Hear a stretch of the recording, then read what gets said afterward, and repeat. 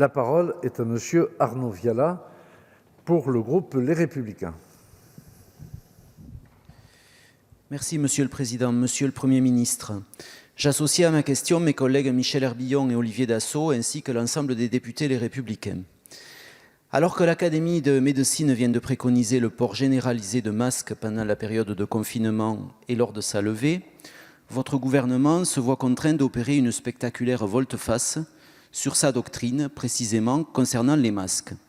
Jusqu'à la semaine dernière, vous jugiez le port du masque, je cite, « inutile », voire contre-productif pour les personnes non infectées.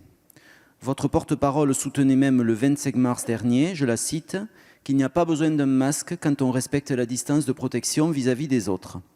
Désormais, vous encouragez le grand public à porter des masques alternatifs, les masques chirurgicaux étant réservés, et c'est bien normal, au personnel soignant.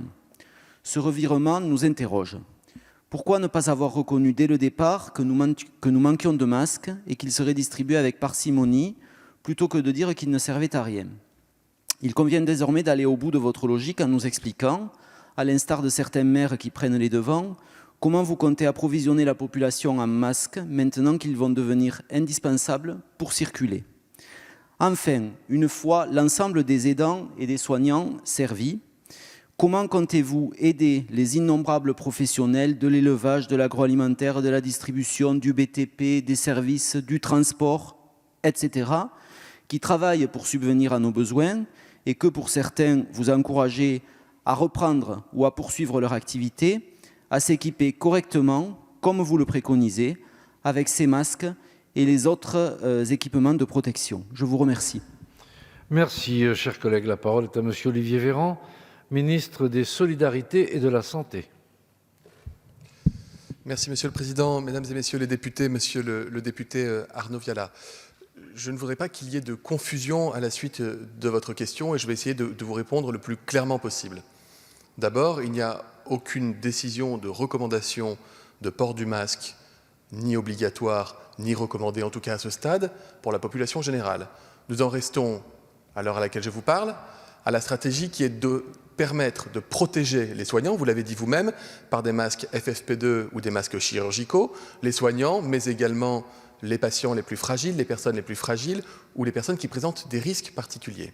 Le Premier ministre s'est engagé résolument pour promouvoir une filière industrielle en France, à la fois dans le textile et dans le papier, de manière à pouvoir, en complément des importations de masques et de la production intensive dans l'ensemble des filières de production françaises, des masques alternatifs, moins protecteurs, mais protecteurs quand même, destinés à ce qu'on appelle les deuxièmes lignes dans le combat contre le virus, en priorité les personnes qui sont en contact avec du public mais qui n'exercent pas de fonction de soins, c'est-à-dire par exemple des personnes dans les transports ou des opérateurs qui sont en contact avec les gens au quotidien dans leur mission.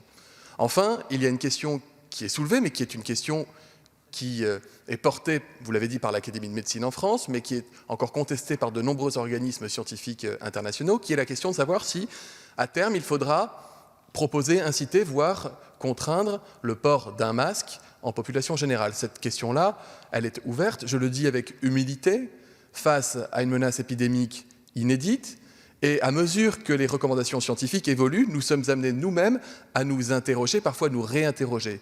À l'heure actuelle, je ne peux que confirmer ce qu'a dit la porte-parole du gouvernement, à savoir que les gestes barrières, la distanciation sociale, le lavage des mains, le fait de tousser dans son coude, sont les mesures reconnues par l'OMS comme les plus efficaces. Mais s'il s'avère que le port d'un masque en population générale pouvait permettre de renforcer l'efficacité du dispositif, si les recommandations des scientifiques allaient dans ce sens, alors nous serions amenés à communiquer en ce sens. Mais à ce stade, je le redis, la doctrine n'a pas évolué. Merci, Monsieur.